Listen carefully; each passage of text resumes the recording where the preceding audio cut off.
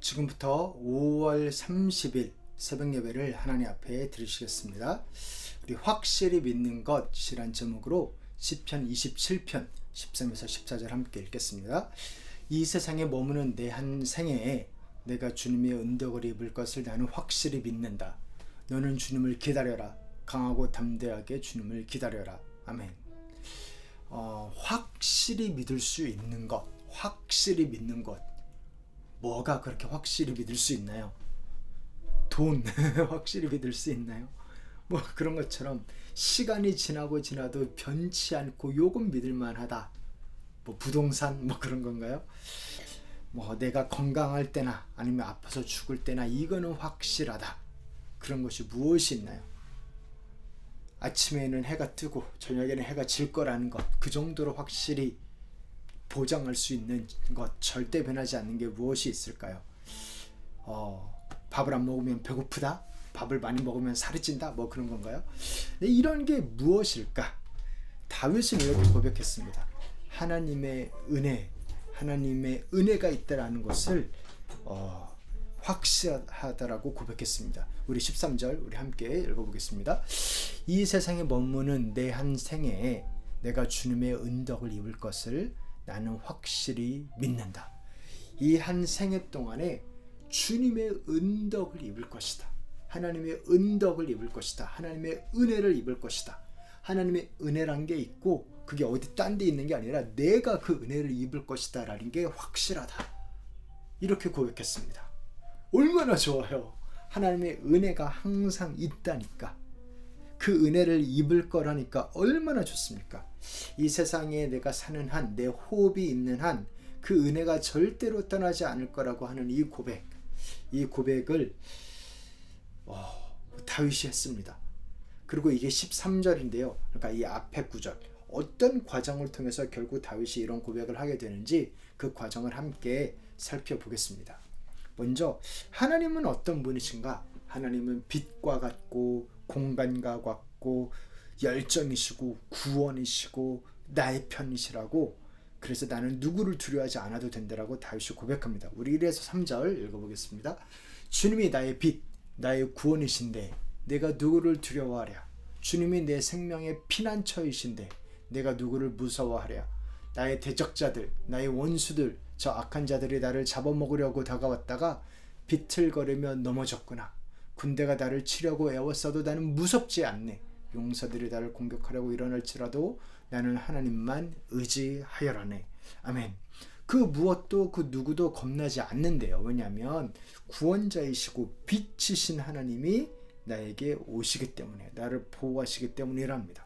그래서 원수들, 악한 자들, 조롱하는 자들이 다가올지라도 그래도 그들이 넘어지지 내가 넘어지지 않는다라고 하나님께서 말씀을 고백합니다. 그들이 물러가게 하나님이 역사하실 것이지 하나님은 보호하신답니다. 그래서 그 하나님을 의지한다라고 고백합니다.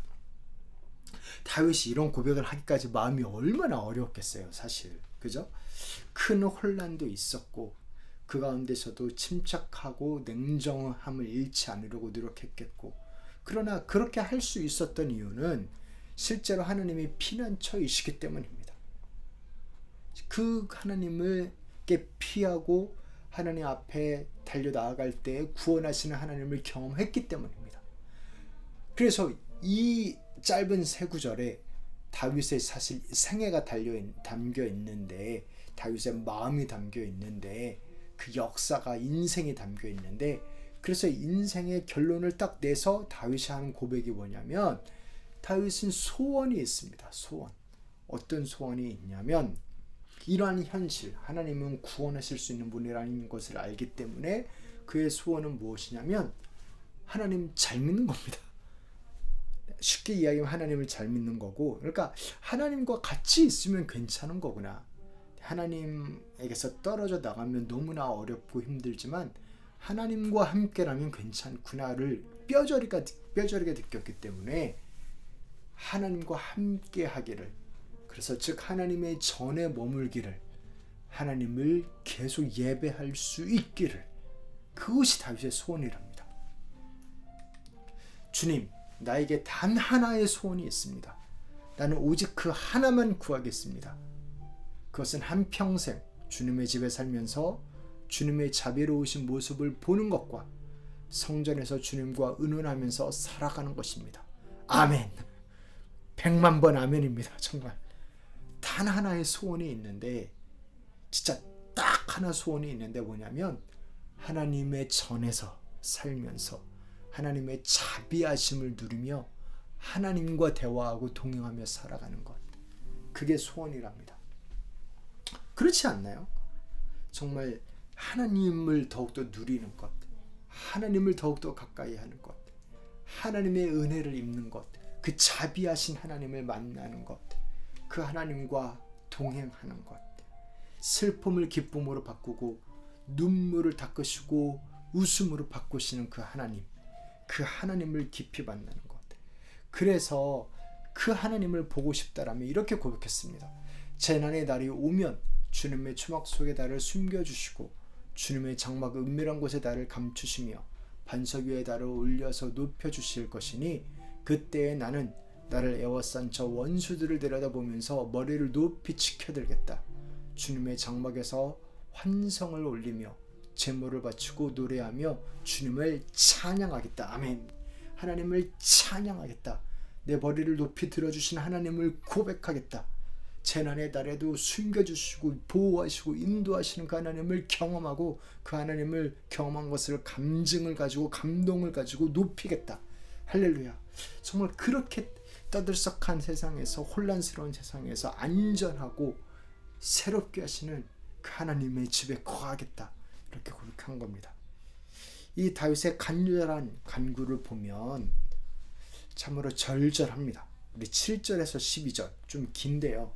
그러나 이 다윗의 마음을 좀 공감하시면서 우리 같이 한번 7절에서 12절 한번 읽어보겠습니다. 내가 주님을 애타게 부를 때에 들어주십시오. 나를 불쌍히 여기시고 응답하여 주십시오. 주님께서 나더러 내게 와서 예배하여라 하셨을 때에 주님, 내가 가서 예배하겠습니다 하고 대답하였으니 주님의 얼굴을 내게 숨기지 말아 주십시오. 주님의 종에게 노하지 마십시오. 나를 물리치지 말아 주십시오. 주님은 나의 도움이십니다. 나를 버리지 마시고 외면하지 말아 주십시오. 주님은 나를 구원하신 하나님이십니다. 나의 아버지와 나의 어머니는 나를 버려도 주님은 나를 돌보아 주십니다. 주님, 주님의 길을 나에게 가르쳐 주십시오. 내 원수들이 엿보고 있으니 나를 안전한 길로 인도하여 주십시오. 그들이 거짓으로 정언하며 폭력을 휘둘러서 나에게 대항해 오니 내 목숨을 내 원수의 뜻에 내맡기지 마십시오.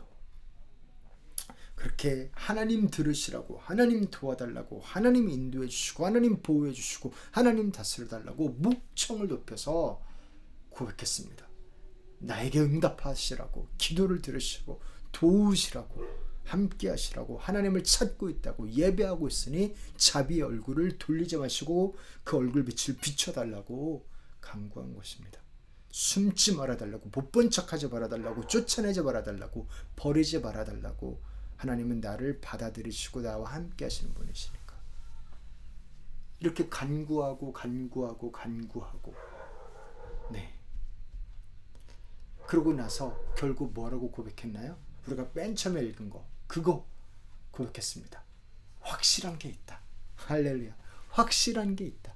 이 세상에 머무는 한 내 생애에 내가 주님의 은덕을 입을 것을 나는 확실히 믿는다. 아멘. 믿습니다. 그것도 확실하게 믿습니다. 절대적으로 믿습니다. 무엇을요?